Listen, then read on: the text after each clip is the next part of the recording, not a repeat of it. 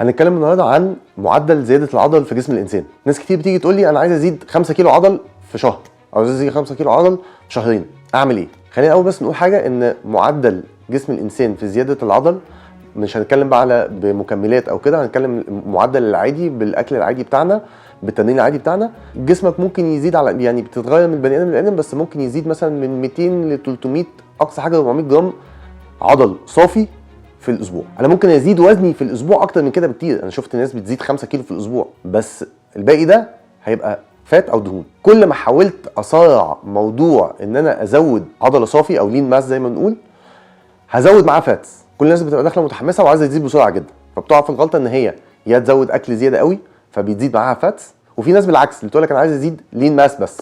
ان انت تزيد لين بس ده حاجه بتاخد وقت طويل جدا، وبتاخد وقت يعني معدلها صعب قوي. فمعظم الناس زي بتوع البودي بيلدينج بيعملوا حاجه اسمها بالك، اللي هو بيزود الانتاج بتاعه فبيزيد فاتس وعضل، وبعد كده بيعمل حاجه اسمها كات او التنشيف زي ما بنقولها بالعربي، اللي هو بيبتدي ينزل يعمل بقى ديفيسيت، يعني يقلل الكالوريز بتاعته عن اللي جسمه محتاجها، فجسمه بياكل من الدهون المخزنه في جسمه وينزل جسمه. دايما بقول ان مثلا من الوزن اللي انا بزيده بيبقى من حوالي 40 ل 60% منه عضل، ومن 60 ل 40% التانيين دهون.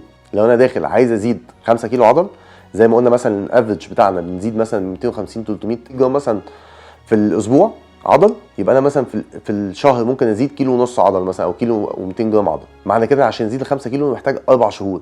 ناس كتير قوي بتبتدي وبتيجي تقول لي اصلا ما بزيدش، لا انت بتزيد، بس انت متوقعاتك مش واقعيه. كل الناس فاكره الحل ان في حبايه سحريه او واي سكوب واي بروتين معينه او حاجه معينه، او في تركه في الموضوع. مفيش تركه في الموضوع.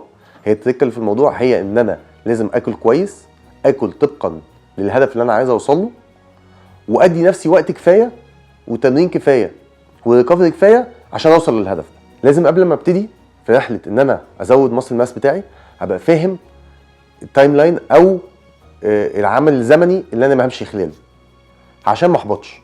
احسن نقطه نبتدي منها ان احنا نعمل انبودي، قياس انبودي، واحدد طبقا له الاهداف بتاعتي، عايز اقل كذا كيلو فات وعايز ازيد كذا كيلو ماسل.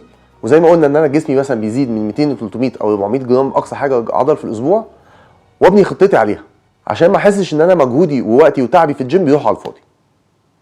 سلام عليكم.